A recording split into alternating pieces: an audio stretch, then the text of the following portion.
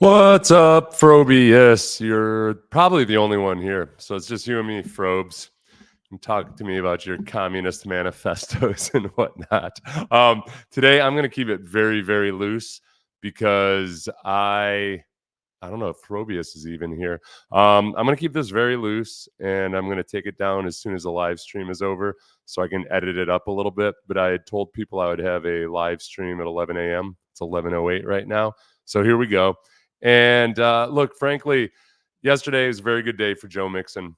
159 yards rushing. Yeah, work as a receiver as well. And a lot of it goes to him. I think Joe Mixon does a really good job making the blocking right. That's the beauty of his zone blocking scheme, is that a really good running back can make the blocking right. But we saw definitive improvements out of Kenyon Green.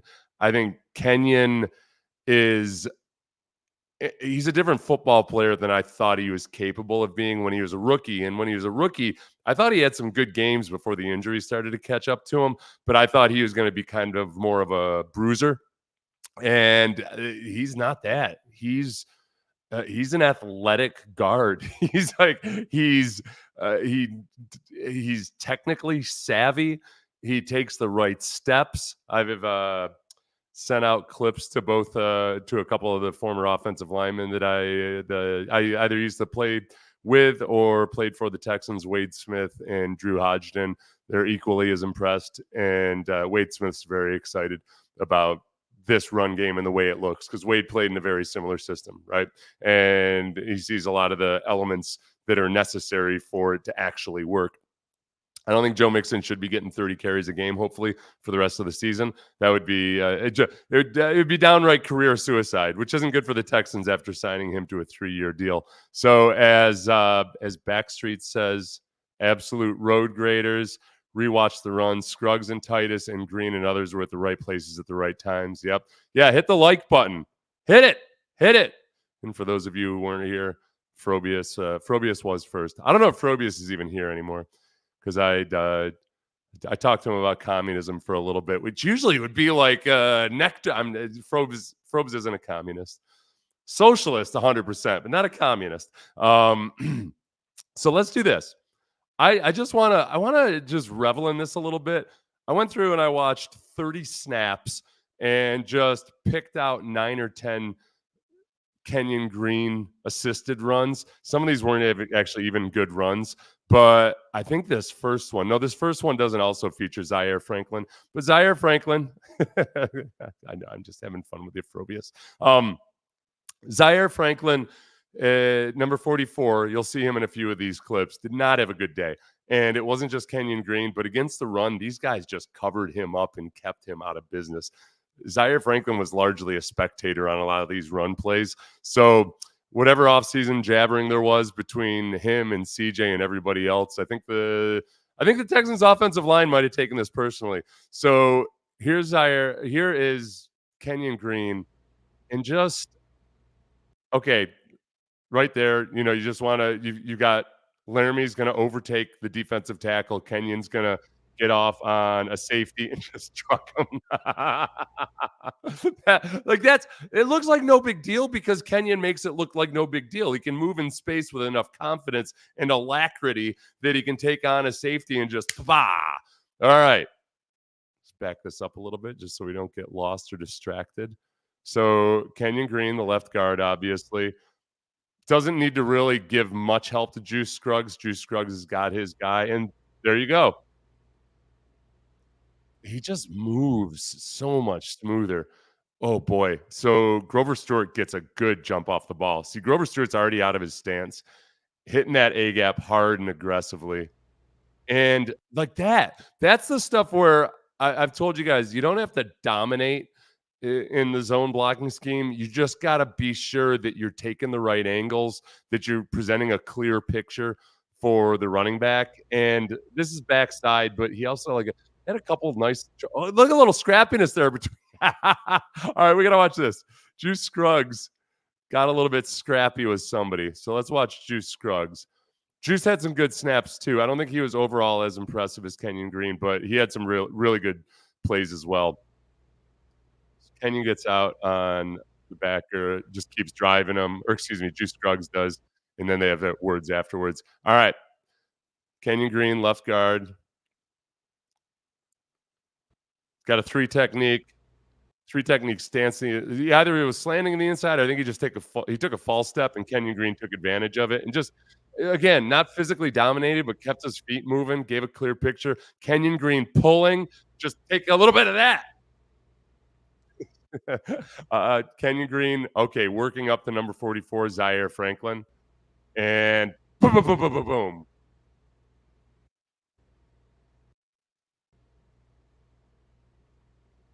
Just enough there. I didn't put all nothing but highlights in here, but again, just understanding the assignment and getting the job done. Other guys that I would compliment, there's just a little bit of nastiness here too that I don't know if we necessarily saw because he was never in position to actually use his inborn nastiness, whereas now he is. Just keeps after his guy. That was Zaire Franklin. Oh, that was good by Laramie too. Definitely more ferocity to these guys as a group, I think, and that comes with one thing we've talked a lot about is, look, okay, good job, Laramie. That's dog. That's dog stuff. Laramie's stuck on the second block too. Very pleased. I'm very, very, very pleased with Kenyon Green. And not that we want to practice pettiness or anything, but let's just remember, let's take a look at the Deshaun Watson trade and everything that it became. The 2022 first was traded to the Eagles. They ended up picking up Kenyon Green. So far, so good this season. I mean, Kenyon was being pointed to by some Browns fans. He's like, yeah, see, your GM couldn't even do anything with it. So far, so good. He's got some pass protection issues. A lot of the offensive linemen had pass protection issues yesterday, but it wasn't as bad on my quick rewatch as I initially thought at first, but definitely some things to clean up. I think there are more mental errors than physical still for most of those. John Mechie, that's working out so far. Christian Harris. Now, John Mechie, if I were a Browns fan, I'd say, well, what's he done? So fair enough. Wasn't active for the game. So fair enough. Christian Harris, when healthy, very potent, great pickup. Thomas Booker, okay, let's call the Texans right now at the very least still potentially 3-1 on those first four picks. Dameon Pierce had 3 nice carries. I thought there were some things in his carries that looked very clearly un-Joe Mixon like, but on 3 carries, Dameon Pierce averaged over 5 yards per carry for a mid-round draft pick. I'm okay with that. So we're 4-1 potentially. Will Anderson, which not a full and direct, what Will Anderson was one of the outcomes of that trade. So I'll go to 5-1 on that. Kalen Bullock, interception yesterday, still potential for 6-1 on the trade. The Tank Dell, an emphatic 7-1. Kamari Lassiter and Jamal Hill. Kamari Lassiter started yesterday. Jamal Hill, just still a very young 188th overall pick and on the team. So where are we up to? Are we up to 8-1 or 9-1 potentially? And then Cade Stover. Cade Stover some good work as a blocker yesterday. So potentially 10-1, 10-1 on the trade. I mean, that's pretty damn good. I'll take that. 10-1, I think at worst, let's say maybe Dameon Pierce and either maybe John Mechie never comes along, whatever it might be. Maybe we end up going to like 8-3. I just hypothetically, I don't know. I feel good about it. I feel really, really good about it. And this, to not get too far ahead of ourselves, I think that when you have a 1-2 punch like the Texans showed yesterday, this opens up a whole bunch of opportunities. I think the passing game too. I'll make excuses for both sides. I think it was almost impossible to have a truly precision passing attack yesterday. And yet you look up after CJ has set the bar so high for us, and it doesn't feel like it was a great day. You look up and all of a sudden, okay, he passed for 2 touchdowns. He had a 15 quarterback rating. Got a little bit lucky on that interception where Juju Brent's heel hit the ground. His Achilles heel was his Achilles heel on that play. But more than anything, when the defense tries to shut down the deep passing attack, you take advantage of it by rushing for over 200 yards. your wide receivers got involved in the rushing game. Joe Mixon and Tank Dell. Tank Dell was the second leading rusher on the day. This is the kind of balance that we just haven't had. So I feel very, very good about that. Issues, just reflecting on yesterday. And let me mention Nico Collins before I move on, because somehow I did a half-hour live stream yesterday and barely mentioned Nico Collins. And part of that is I think he's become so consistent just over the course of one calendar year that he's a victim of the CJ Stroud complex that I just described. You expect really good things out of them, so it almost gets to a point where it's an afterthought of like, oh yeah, he made that ridiculously impossible catch on the sideline that looked from the TV copy like it couldn't possibly be a catch. Yeah, they do that like once a game. It's either Nico or it's Tank. At some point, we'll have something like that from Stephon Diggs. Like, this is just, that's what we do. We did have a nice one to the sideline from Stephon Diggs. That's just what CJ does with these guys. Yeah. I mean, yeah, sure. He went up and he caught not even a 50-50 ball, a 33-33-33 ball. But there was very well placed, and Nico Collins went up and got it. The old 33-33-33 ball in the third. So, I think next week, look, this week it was Nico Collins with the huge yardage production, but Stephon Diggs had 2 touchdown receptions. I could easily see next week it being Tank Dell is the guy that maybe has 130 yards receiving, but doesn't have any receiving touchdowns. But Nico Collins gets 3 receiving touchdowns, or Dalton Schultz gets a couple. This is the balance you need to be able to just figure out, all right, this is the way this defense is playing us, and these are the weapons we have, and we're going to have opportunities here and there. So that part of it was really good. Very, very good. One thing, let's see. The pass protection. I'll do a pass protection later on. And for those of you missed it who just joined on, we just relived the glory of the Deshaun Watson trade. And right now, we have the Texans in the running to be 10-1 in that trade, or 11-1, whatever it was. So I know they didn't get that many picks, but those picks all turned into 11 various players, at least parts of packages for 11 various players. And the only one right now who's definitively not worked out for the Texans was Thomas Booker, the defensive tackle. It's looking pretty good otherwise, with Kenyon Green looking the way he is. The pass protection, the one thing I'll say, and look, there's no excuse for the false starts, especially because one of those false starts by Laramie Tunsil was a drive killer. It was 3rd and 2, backs him up to 3rd and 7, and then that drive dies. So this is the part about Laramie Tunsil's false starts that are really infuriating. It feels emotionally like the majority of them are in critical situations. Remember the Dallas game a few years back where it was down the stretch in crucial drives that could be game-winning drives, and Laramie keeps false starting. These are the things that keep you from being an elite offense. And there's no excuse for it. Now, I will say, I don't think that he's 100% recovered from his knee surgery. I don't think he looked physically like the same guy. I think that I was a guy who was talking smack on behalf of Laramie Tunsil, talking about how, man, this rookie, Leatu Latu, he's going to get an education because Laramie's a true technician. Laramie had some rough snaps yesterday. They looked very un-Laramie Tunsil-like. So I'm going to just, on that part of it, hope that that's a little bit of rust and a little bit of getting his strength back. Some of the things like not picking up that twist that, was it DeForest Buckner or Grover Stewart that ended up with the sack on that? Whichever, the right defensive tackle.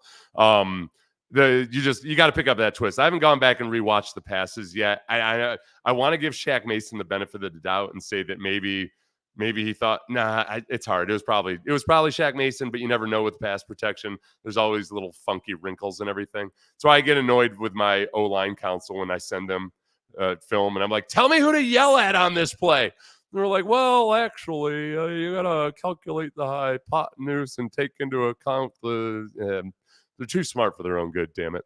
Oh, yeah, let me get that off of there. So the pass protection, they got to clean up.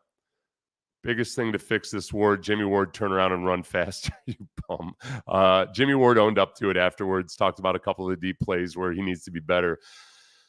I don't know at this point, though, where Jimmy Ward is at the age he's at, and we saw this in games last year versus the Browns, versus the Colts, where there's just simply some unforgivable things. You're playing quarters coverage, and I know when you're watching initially on the TV coverage of that first big touchdown, your knee jerk is to blame Derek Stingley for that. You got to realize Stingley was 2/3 of the way over to the other side of the field by that point. And Jimmy Ward had picked up and was trying to run with Alec Pierce. And it's not like Alec Pierce is one of the fastest dudes in the league. And unless I'm being racist here, but I'm pretty sure he's not.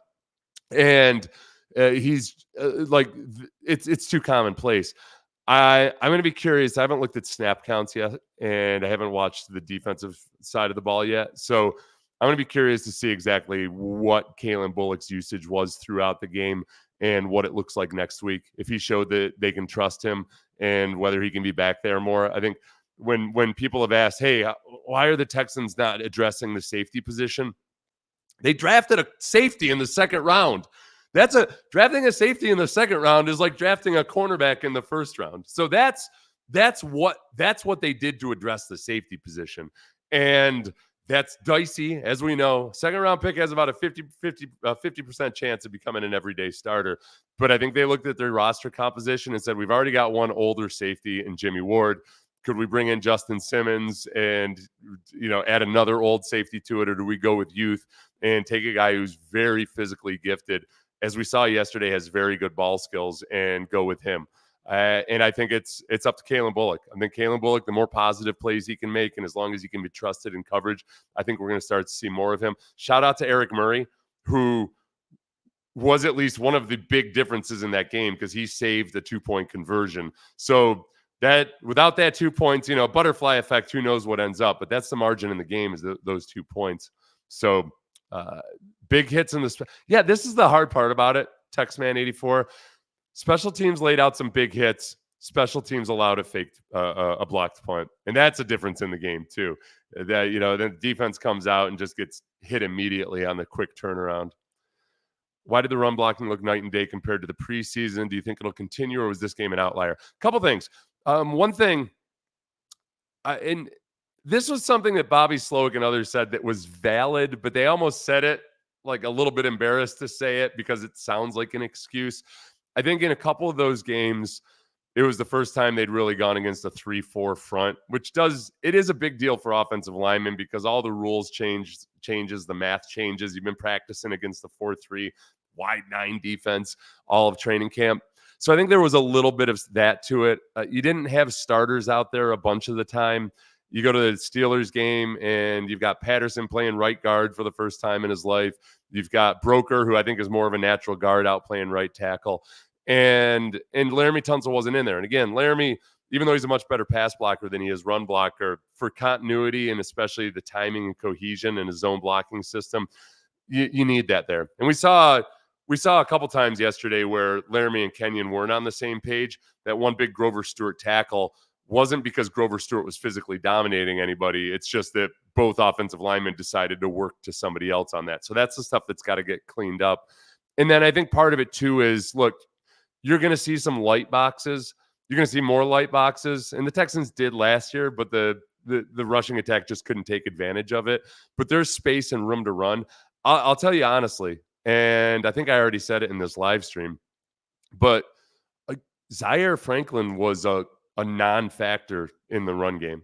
Those guys looked like they took it personal, the smack talk between CJ and Zaire Franklin in the offseason, which was probably overblown and exaggerated in some respects. But man, first game of the year, Zaire Franklin, I can imagine he's not happy after that game. There were a lot of instances of him being covered up 5 yards beyond the line of scrimmage and just made spectator.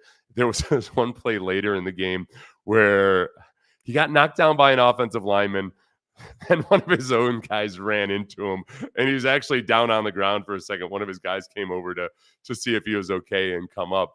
It was a rough one out there for Zaire Franklin. So I'm sure he'll be, motivated, et cetera, et cetera. I gave Murray credit. Oh, this is from a little while ago. Okay. Bullock, third. Oh, sorry. Yeah. Second round, third round. You know what I'm saying. But yes, thank you, Cody. Ready to see RD against a good quarterback. The backyard mess isn't going to be sustainable for the Colts. Yeah, no, 100%. Yeah, and they should be concerned about those blown coverages. Kamari Lassiter got lucky as hell that if you think about the Chiefs opening game, right? Blown coverage, wide receiver wide open, Pat Mahomes just calmly, casually breathing through his eyelids, bloop, touchdown. It was as simple as that. That's all Anthony Richardson had to do. Boy, if I were a Colts fan, let's pretend for a moment that I can't read and I've been having an affair with my cousin behind my second cousin's back, all that stuff. There's no way you can feel awesome about Anthony Richardson, right? Am I wrong? I think I'm being honest here. You can't feel awesome about him because you see the upside and you see the circus throws, that you see all of that, and yet airmailing the easy first down, missing to an extreme degree the wide open receiver.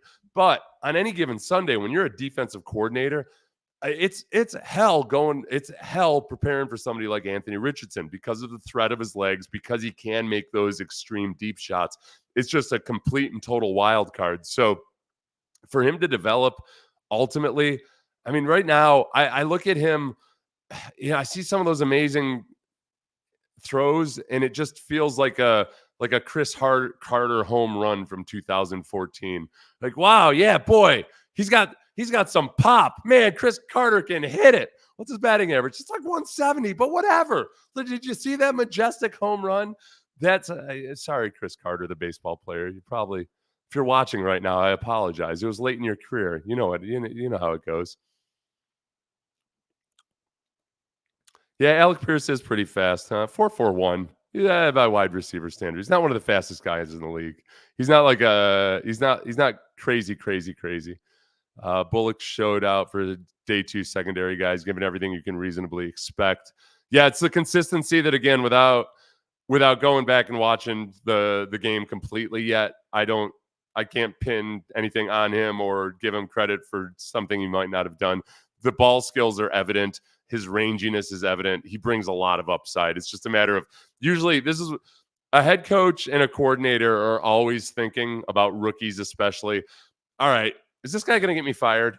Like, I like this guy a lot, and man, I love his upside. But there's going to come a play or a game where this guy gets me fired because I can't trust him to be in the right spot. So it's just a matter of getting, as a rookie, Kamari Lassiter did a good job of it. And Kamari Lassiter had some rookie moments, had some good game plays yesterday, but did a good job of showing DeMeco that he felt DeMeco could trust him. And, Kalen Bullock, likewise, you just need to prove all that. And it's not always easy to do, especially when there's veteran defensive backs beside you.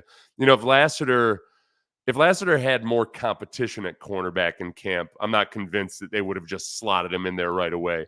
If they had another, like if Steven Nelson were still here this year, if they had drafted Kamari Lassiter, but Steven Nelson was there, I could totally see them feeling really good about Kamari Lassiter, but thinking like, all right, Steven Nelson hasn't insulted me in a while. All right, his social media looks clean. We just trust him other than the social media stuff. Bullock, dark horse. Oh, defensive rookie of the year. Yeah, if you just rack up interceptions, people love that. Colts media is calling out Franklin for all the pregame chatter. Man, this is the risk you run when you've got a successful podcast as an active football player. It's the first thing people are going to think, like, man, you're putting a lot of stuff out there, talking a lot of smack on social media, putting a lot of time into the production of your social media as well. How about just playing football a little bit? How much? So how much of a factor do you think the turf actually played, especially with Ward getting mossed? That's the impossible thing to say, and that's where I started off saying, and then probably got derailed by my feeble brain at some point. There were parts of that game yesterday, the Kalen Bullock interception. I don't think it was a perfect pass by Anthony Richardson, the way the broadcast crew described it, but very possible that that's not an interception if the wide receiver doesn't slip, or whoever it was, tight end or wide receiver. And then I think also the quarterback footing was we saw certainly in the first quarter it was an issue, especially I just wanted him to stay the hell off of that shiny white helmet in the middle of the field there. It's like they had a special sheen of paint on that. It was great to run all over the Colts because what are they going to do? Get better DTs or linebackers? Good luck. Yeah. Yeah. And I think this is where, too, when the Texans go up against defenses that have a really good secondary and maybe their front seven is more suspect or sus, as the kids like to say, that they're going to maybe not play as conservatively. And then that's when your chances through the air are going to be, if those, if that defense thinks they can match up with those three wide receivers, then so be it. Let's go to war. So it's not going to have to be Joe Mixon 30 carries a game every single game, but it's nice to know that they can, when you're facing a defense who thinks its strength is the front seven, you can do what you got to do. Will Levis, yeah. Oh, I will do. I got to go watch the Caleb Williams. I'm going to see if I can find a cut up of all of Caleb Williams' throws because, as you guys know, I've got like 200 or 300 new subscribers who think I'm a Bears fan because I reacted to Caleb Williams' the throws in the preseason, and I allow myself in the preseason to just go with it. I try not to think too much about like, vanilla coverage is this, that. So I just went with it with Caleb Williams, and he did some really impressive things. And I got like three or 400 new subscribers, and I'm like, this is going to be depressing when these guys all leave after week 2. So yeah, the crazy part is every Colts channel I listened to were very happy with AR. I couldn't believe it. I think if you're a Colts fan, you gotta sell yourself on the upside. The upside is phenomenal. I mean, those, as much as we lament the blown coverage there on that deep touchdown pass, it was also a phenomenal throw. It was getting hit off of one foot. I mean, and that's, I have questions about his sidearm delivery, but when he needs to go over the top, he just goes over the top. He's got freakishly impressive upside with it, and then it's just so weird. I don't understand how he can be so accurate at times and then at other times just be completely flailing in quicksand. And some of it has to do with footwork. This is what, and this is what we saw with Justin Fields. It's because he's capable of making so many incredible throws that it's just really hard to impress to him how important his footwork is. I think it's tempting when you're that guy and you've got that ability and you've felt yourself make some of those crazy accurate throws without good footwork. It's hard to really impress upon them that, like, no, you've got to clean this up. You got to do the boring stuff right. The difference between 58% completion and 63% completion, that's a big deal, right? That's 1 out of 20 passes. Like, I'll give you the old Bull Durham speech where Kevin Costner is going on about the difference between a 200 batting average and a 300 batting average. It's just, it's so seemingly minuscule from game to game that it's easy to overlook some of the errant throws and think like, it's just whatever. But that adds up over time. Like 57% in the modern NFL versus 62 or 63, 64%. It's a big difference. And he just right now doesn't have that. And I would enjoy the discussion more if he were outside the division. The problem is he still is that guy that when you face him twice a year on any given Sunday, it doesn't matter because he's capable of making those throws that he did, or he's capable of hurting you with his feet. So this is what young Mike Vick was like before Mike Vick really came into his own as an NFL passer. It was just a constant headache. You could see, like, okay, great. I can look from afar and say, all right, he's not really capable of making a deep playoff run or having an incredible regular season record playing the way he is. But on any given Sunday, it's just a huge wild card. That's why defensive head coaches are sometimes sucker for ridiculously physically gifted quarterbacks because they know what a pain in the ass it is to game plan against them. Yeah, shed a tear watching them close out the game on the ground. You think about the Bengals game last year when you're wondering why is Bobby running and CJ throws that pick, or why isn't he running? Why is he even passing the ball? Because they couldn't run the ball because they were atrocious. That's why, because they had to. Let's see. As Caleb Williams' #1 fan, how are you feeling about it? I know, Rich Boy. That's why I can't wait to watch. I told you I'm gonna lose some. I'm gonna lose some people. I went with it. I knew what I was doing. I like to get drunk in the moment. I couldn't get drunk in the moment of Bo Nix though. Bo Nix, it was just still so clearly in the preseason, like, all right, this is this is nice, but this is not the stuff you get away with in the regular season. This is just a lot of people that went to watch Bo Nix after hearing people gush about him in the media in the preseason were like, "What? Like what am I missing here? No, this isn't that impressive." So we'll see. Whereas Caleb Williams did some really impressive things. Yeah, yeah, it's easy to forget. Yeah, what was he? 9 for 18, or was he 7 for 19? Whatever it was less than 50%. I know it's a labor. It's a labor when I have to come in here and do non-Bears content. Can accuracy and touch be taught at this level, or is it something you have or don't? Now, the old thinking was that, yeah, you just can't teach accuracy. The two guys who are the best examples of fixing accuracy are Josh Allen and Dak Prescott. And I think you're going to see it more and more because when guys are in extreme modern spread offenses in college and there's a lot of first read stuff or what have you, you get away with, like, offensive coordinators in college are really good at scheming guys wide open. So there's just less, and there's such an emphasis on the ball coming out quick that guys just don't really work at it, or they get away with it. And sometimes, yeah, because if you're throwing shorter stuff so much of the time, you just want to get it out. First read, first read, first read. And there's more maybe opportunity now for guys that haven't really honed their footwork to improve it when they get to the NFL. So Josh Allen did it to an extreme degree. Dak Prescott did it to a pretty good degree. And those are the two guys that are basically ruining a lot of other NFL organizations because they think like, oh yeah, we'll just do it. They did it with Josh Allen. How hard could it be? It's not that simple. And he has the accuracy. I don't know if he has the touch. Okay, how do I phrase it? What is it in science? One of you smart people tell me. There's a difference between accuracy and precision, right?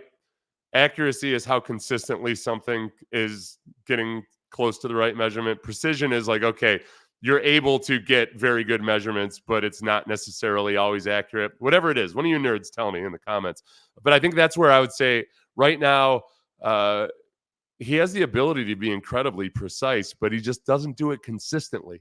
So is that just is it just footwork? Is it just flaws in decision making or whatever it might be? Okay, it is precision and accuracy. Thank you. Thank you, Rich Boy. If teams want to drop everyone in coverage to stop the wide receivers, they'll keep running it a ton. Yeah, and that's where Dameon Pierce comes in. I think that Dameon, let me see if I saved this file or not. Dameon,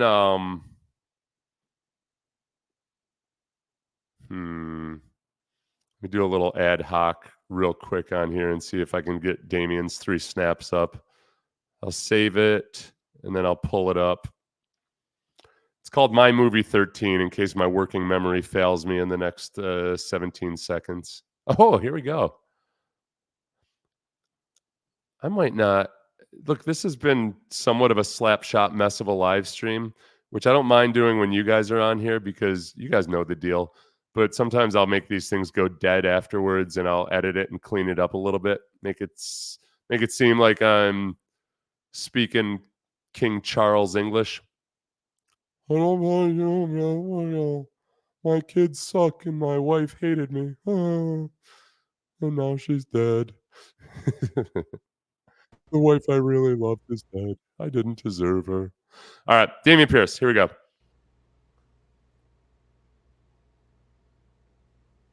Like that was a good, right? Good initial plunge that we saw. And if you're looking at zone blocking, I think the biggest thing is that there was a difference between him and Joe Mixon. And whereas this blocking is not perfect, I feel like Joe Mixon might be a half a step ahead of there and hitting the hole harder and find that little crease. Kenyon Green, his guy ends up making the tackle, but it's good. It's good by Dameon, right? You back up running back, you want him. If he averages 5 yards per carry, then God bless him. Cade Stover as a lead blocker. Got big old Shaq Mason, who looks like the old Kenyon Green these days. Again, just that's some of the stuff where he gets hit in the backfield. But look, he broke 2 tackles technically there and got extra yardage after the third. So that's good. I think that, and I'm not trying to compare him to Joe Mixon or say that he needs to be Joe Mixon. I think there's just a difference right now. Like, hit it. It's good, but good, right? That's a good run. That's a good run. I'm not gonna sit here and act like it's a bad run or something. Hit it. He's following his blocking. But it's all good productive. If he gets that blocking, I think that's exactly what you need out of your backup running back. I'm waiting. I want to see magical Dameon Pierce, but I got to reset my expectations a little bit, don't I? Because if I'm the guy that was like, I don't know, man, why is he even here instead of Cam Akers? And I hoped I was wrong on that. That's good. I can accept that. Yeah, that's a guy that belongs on an NFL team. Yeah, 16 yards on 3 carries, broke a couple tackles, and maybe as he gets comfortable, is he starting to see an actual clear picture in front of him as he's working with Joe Mixon, who in his press conference talked about how he's worked a lot with the offensive line about what he's seeing, what he needs, how guys have to play blocks. That was exactly what I hoped for out of Joe Mixon. I really wanted that. I think that, look, hard for me to sit here with a straight face and act like Saquon Barkley wouldn't have been an awesome addition to this team. I was lobbying for Derrick Henry. The vast majority of people wanted Saquon Barkley. The early results are that I was way wrong on that. The one thing I will say about a guy like Joe Mixon or Derrick Henry compared to Saquon Barkley when it comes to the rushing attack is that the two heavier guys there are they're much more consistently churning out positive yardage. The success rate for those guys is just more consistently getting at least 3 yards. With Saquon Barkley, he's electrifying. The home run hits are game killers for the opposition. He's awesome as a receiver. I get all that, but if you need a consolation prize, or if just in terms of, I felt like, all right, they've already got enough. They've got the passing game weapons they need. Yes, an electrifying running back helps a lot, but I also want somebody that can just churn out yards. And you watch that game yesterday, Joe Mixon gets over 150 yards rushing without really one big breakaway run. They just steadily churned out yardage. So as the blocking gets better, I think Dameon, hopefully getting that good picture in front of him, will start to look that way as well. Yeah, this is Indy secondary is tired of seeing Mixon in the fourth quarter, and you could tell. I think sometimes it's overstated when you start talking about a running game gaining steam as the game goes on, or how some guys are volume backs. This very much felt like that, and it's not as much. It's not as much wearing down the defense physically. There's some parts about playing the run that are actually like, I always liked 9-on-7 drill because I knew I wasn't gonna have to run all that much. I was just gonna bash people and take on blocks and just hit running backs. So the inside run for me was always fun. I didn't get physically tired from it. Rushing the passer can wear you out. I do think it's so when you talk about wearing down a defense, I think some of it is psychological. It just, you fight it, but man, when a team's running on you, it just, you can almost feel your testosterone levels declining. They do it in primate studies when when a when a chimp loses alpha male status, say he gets in a battle, loses his alpha male status, his testosterone level goes down. It's not just, I mean, it's a, they're combined. They're related and everything. So once his testosterone level starts to decline a little bit, that's when the other ones know that he might be easy prey. But like, just changing status in a social structure in primates, your testosterone level goes down. And that's what it usually over the course of several weeks. I'll tell you what, we played Seattle in the University of Washington Stadium one year, and Sean Alexander ran for like 250 yards on that day. I might as well have been a eunuch between the lack of vitamin D I was getting because of the cloud cover in the Pacific Northwest, and Sean Alexander just taking yardage at will. I was a beta male by the end of that game. Took a long time. Took like 3 days of intense therapy and watching porn to get my testosterone back up. I should tell you guys in an after dark live stream once about my testosterone increasing strategy when I was a player, a young player. I'll do it now. I felt like there was something to sexual tension that was really good, like just being pent up and playing a very aggressive game. But I also felt like, well, you don't want to have too much of that during the week because you got to get your sleep and everything. You want to have good mental health and everything. So I would practice coitus interruptus the night before the day of a game, and just leave the job undone. I took care of the wife, but just and I liked being pent up that way. And I think it's I have to experiment with it. I'll do that. I'll do that before the radio show tomorrow morning. I'm gonna tell Sean. Hey, Sean, just so you know, you're going to get jumped for some of these takes. Yeah, you idiot. I'd like to see Mixon rush to 2,000 yards and get the O-line to do the same if they stay healthy.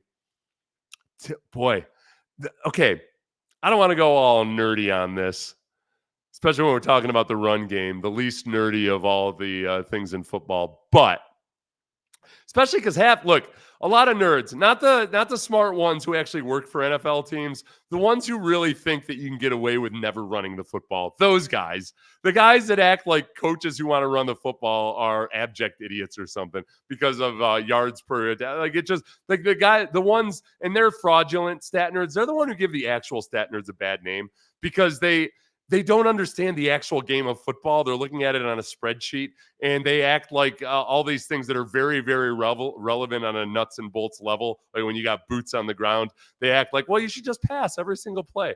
But the heavy usage of a running back and how much they decline afterwards, there's something to it, right? Like it's a big enough sample size by now that I don't need to see a guy get 450 touches in a season just so the inevitable decline and injuries can happen afterwards, especially at his age. I'd much rather see Dameon Pierce really come into his own. And it was a good start. I 100% hope I was 100% wrong about Dameon Pierce. It would make me so happy because I think he's the kind of kid that you just love and root for. But when you got to make decisions about who's on your football team, you always got to keep the main thing, which is, all right, this is got to do what's best for the team.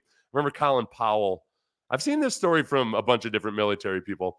There's two that I remember. Colin Powell talking about the first time he had to fire one of his friends when he was a young officer because it was the mission is the most important thing. And you just got to separate the mission from friendship and personal ties. And I think the other was, he's a former Navy SEAL that writes a bunch of books. And I read one, when you're in high school and you read all that stuff and you convince yourself that like you definitely want to, that you definitely need. It's a lot easier when there was no active war going on in the 90s. But he was talking about the first time he like was elevated to a leadership position and he had to fire like one of his best friends from way back, had to kick him out of the platoon, and how hard it is emotionally. But sometimes you got to make decisions like that with Dameon Pierce. That's why I don't do management. I'm far too loyal to my friends. Far too desperate for approval too. Late to the party, so sorry if you already covered this, but do you think Mixon getting those 30 carries yesterday may have been a plan to to effectively establish a run for the entire season? That's a good question. I don't know if that's a decision you make in the moment. No, I don't think it was a surprise to them that they were going to see some light boxes. And then the way the game flow was, it got to the point where you've got a lead, you want to sustain it in the second half, then run the hell out of the football, and they were doing it successfully. So I think one of the byproducts of it might be that, all right, now the Bears see that they have to respect the run, and maybe that creates some opportunities. But I don't know if you go into a game trying to be that clever. You never want to get to that point where you're trying to be clever instead of good. And both Bobby and D'Amico strike me as guys that understand the hazards of trying to be overly clever. So I think it's a good thought, but I think that might end up being more of a byproduct than anything else. Yeah, the Mixon's runs were an adjustment to the pass coverage, and it worked out in our favor. I think that's the most likely explanation. But I think as a byproduct of that, then, the teams have to understand and realize, all right, well, these guys can actually do it both ways. Maybe you don't need to force it when it isn't working as much as last season, at least. Right. So setting up the play action by running the football, by attempting to run the football. This is one of the big counterintuitive things in life is that, and I'll try to explain it to you from a defensive player's perspective. like when you run the ball, it's awesome if you're running it effectively and then you use it to set up play action, but you don't actually have to run it effectively to set up the play action. So it's not that it doesn't help a lot to run the ball well, because then you end up in 2nd and 5 instead of 2nd and 7. So, but just by virtue of showing that you're committed to the run, teams are going to respect the play action, because as a linebacker, as a defensive lineman, remember what I was talking about, how it felt like you get turned into a eunuch when teams are running against you?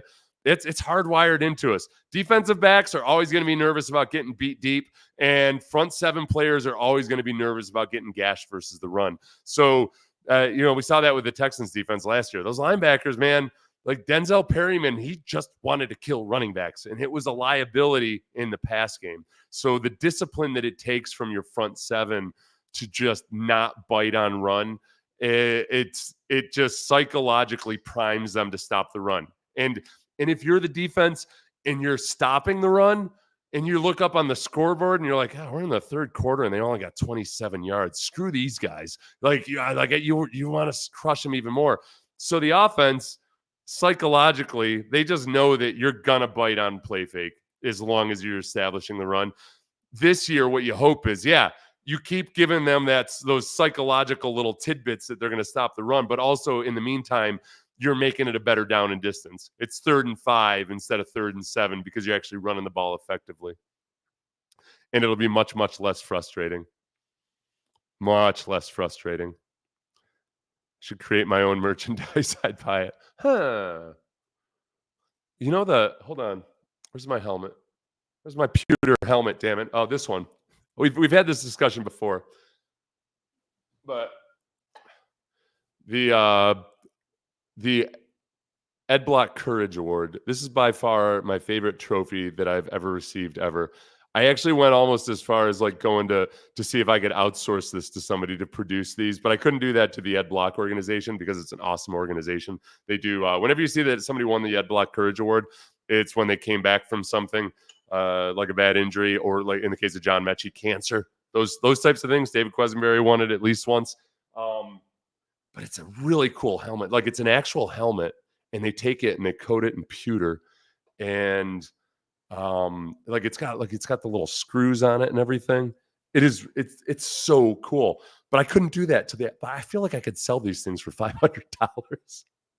Maybe if I donate all of the proceeds to, okay, I'll approach somebody at the Ed Block Award, because so many people have asked me about buying something like this before, and I can't do it to the Ed Block Courage Award. They do the Ed Block Courage House in Baltimore. It's for kids who are in protective custody. So you go up, and it's a weekend long in Baltimore where they take you out to visit the Ed Block Courage House, and you meet these kids. And then by the time you get to the awards ceremony, you're feeling like, I feel like a freaking jerk. I'm getting this thing called the Courage Award after you've met some really good kids who have it really rough in life. But they do awesome work. So maybe I'll sell those if we could go in on it together. Other than that, maybe I'll do a little silhouette t-shirt or something. Tell me. Yes. Chastity performance belts. Then when you're looking to get primed up and get your testosterone levels maxed out, but not complete the deal, then that's what you do. All right. Now you're thinking, Michael Spencer. Let's see. It is a nice helmet. Thank you. I did nothing to earn it. Well, I did earn it this was a year. That's a good idea, Rick. So when I won the Ed Block Courage Award, it was in 2003. I tore my ACL in the second game of the year versus the Saints. And it was no big deal, just simple ACL. This is when it was already getting to the point where ACLs weren't really that big of a deal anymore. But I'd already had, instead of taking the patellar tendon, usually what they did, I haven't kept up. I gotta get back up to speed in modern ACL techniques and everything. But at the time, the gold standard was the patellar tendon replacement. You take the middle third of your patellar tendon and use that to repair your ACL. That was the most solid thing you can do. But I'd already had surgery on that patellar tendon. So we use an allograft, which is a cadaver tendon. They take something from a dead person. Thank you, Mr. Dead Person, whoever you were, and they slap it in there. And it's not as rock solid, but it's an easier recovery because you don't have to rehab that patellar tendon along the way. So we're cruising along, and I'm like 2 months post surgery, and my knee is still swollen. I wasn't making progress in rehab, and I was starting to just be kind of run down physically. So I walk into the I think I might have still been on crutches at one point because I was just having issues. So it was like 2 months after the surgery. I come into the training room and Kevin Bastine, I'm getting almost teary thinking about this because Kevin is an awesome dude. Kevin Bastine, the head athletic trainer, he he knew that like something's going on here over the previous week or so. And he said I came in and he's like, he looked at my face and I guess my face was just all ashen. And he's like, hey, Seth, I want you to go see some people at the hospital. So like they took me over to the hospital that day. I ended up getting tests for several days. They thought it might be an infection, even though they couldn't isolate it. So I had like a PICC line for a month. They were just doing everything they could to try to figure out what was going on. Finally, they went in, they took out the old graft, and the doctor said, doctor who I love, but I'm not going to say his name just in case somebody gets the wrong idea because it wasn't his fault at all. They took the graft out and like there'd been zero healing. So after that, I'd had so much atrophy on my leg that we had to basically do the whole ACL rehab process over again just to try to get my leg strong enough so that when I did the second surgery, I'd be okay.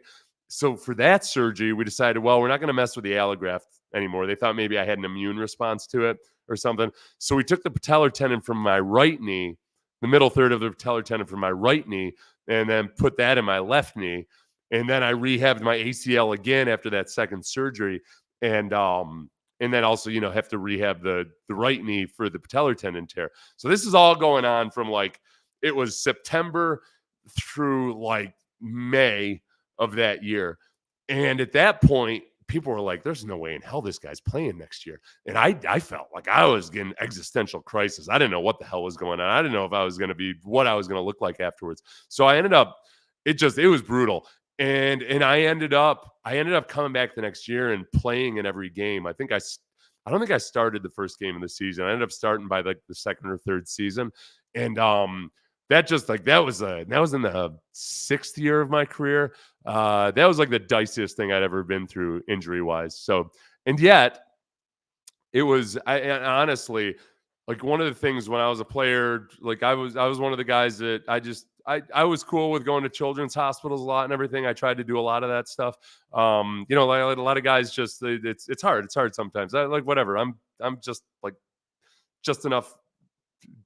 Whatever. So I'd go to children, and like the whole time I was going through all of it, it was kind of like with the Ed Block Courage House. I'm like, this is an orthopedic deal, like it's a lot of physical pain and I feel physically miserable and I'm kind of scared about having to go out and get a real job if my career doesn't work out. But like, this is nothing compared to like what John Mechie went through or what these kids with cancer and their families go through. So that part was always, easier for me in dealing with orthopedic stuff because I ended up having a slew of injuries in my last 5 years in the NFL. My last 5 years. But like that part of it, just keeping perspective on it was, it made it a lot easier than I think it is for some people, is you don't catastrophize it. Back to football. Could the turf conditions have affected the secondary's ability to react to receivers? I was thinking that could be the reason we got gashed on a couple of those plays. Yeah. And that's where I don't want to make excuses for anything. And even on the offense, even though things were really good offensively, I think it could have been a lot crisper with good footing. And yet it just randomizes everything because there's sometimes where it hurts your receivers, but then there's sometimes where it hurts the defensive backs. With Stephon Diggs especially, I feel like Stephon Diggs may have had an advantage on that turf, just because he's a little Zuzu pet, the way he can scoot around. He's got such a low center of gravity that I don't think it affected him as much as it does people trying to react to him. So, in some ways, it was almost like a game played in mud, or bad weather conditions. It just kind of randomizes things. So, I don't want to overreact to the negatives or the positives because I think there were detriments both offensively and defensively there. Okay, Bears defense lining up against our offense. I'm going to watch the Bears game this afternoon, and I'll start digging in on them soon. Your wit and twisted sense of humor would have made an excellent Marine. Thank you. Yeah, that was the plan. If I hadn't gotten interest from colleges that want me to play football, I was either going to go, I was going to go to Alaska and get work on a fishing boat. So that used to be kind of a thing that young adventurous kids would want to do, right? Or I was going to join the Marines. So either way, like both. Let's see. In 1993, look, Desert Storm was over. It was a relative calm for nearly a decade there, right? So joining the Marines, I don't know what I would have ended up doing. I actually I enjoy being in authoritarian environments until like there's a lot of jackassery. So I could see if I were in the right situation, I might have spent 25 years in the Marines, or I might have gone AWOL after 2 years. I don't know. I'm not mentally strong enough to tough it out through jackassery. If I had a bad CO or something, I might have been imprisoned at some point. Yeah. Thank you, HB Studios. On the pregame show on 610, you guys played a clip with Nick calling out the Colts' elite punt rush. In that same game, we got punt blocked. Amazing preparation and game planning from a GM. Yeah, I thought the same thing during the game. And I had that one little micro moment where I blamed Nick for it. I was like, yep, yeah. And I remember like, oh, wait, no. Nick knew this was an issue. Yeah, this is exactly what you would want. Nick's most impressive when he's talking to Mark and John on the Texans All Access show, where he starts going through the opposition. He's not looking at a depth chart or anything. And he's just I know he's in personnel. You'd think, okay, maybe this is standard. I don't know. It's a little bit like when Sean McVay just so easily recites play sequences. It's stuff that I think a lot of guys you have to think about it a little bit when it's a different crew every single year. Yeah, Nick's kind of into his job. Caleb Williams is the first number one quarterback pick to win his debut since David Carr. I think that's right? Yeah, because that stat was brought up yesterday and somebody had mentioned it. I think Sean Pendergast mentioned it. The last time it happened was David Carr being there. And that was another one that, kind of like Caleb Williams' pick, that was it was as much about the young quarterback as it was about like the defense and some of the other things around it. But David had some nice plays in that game. David had a lot of potential, man. It's just a bad situation for a young quarterback. Brooks just wants to hit somebody. Putting him at fullback would add more speed than Stover. Can he be Vontae Leach-esque?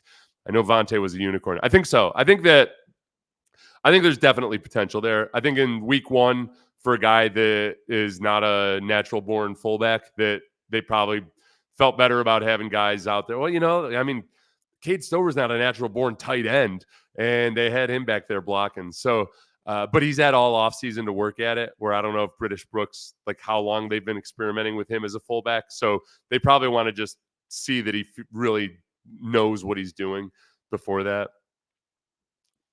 Did they change the out of bounds or timeout rules? Speaking about the plays with Schultz and then Collins. No, if you go out of bounds with forward progress or of your own volition inside of, somebody explain it for me. I always screw this up when I try to. Sean always does it for me. They're not changed. There's just more nuance to it than my feeble brain right now. How do my knees feel now? They feel awesome as long as I don't run. I like actually really good. I wear Hokas too. I fought it, and I'm like, I just don't want to be like every 49-year-old dude I see out here wearing Hokas. And I'm like, oh, all right. And we kind of nodded at each other like we're both driving Jeeps or something. And I saw my brother a few months ago, and he walked in. He was wearing the Hokas. I was like, yeah, Dan, that's right.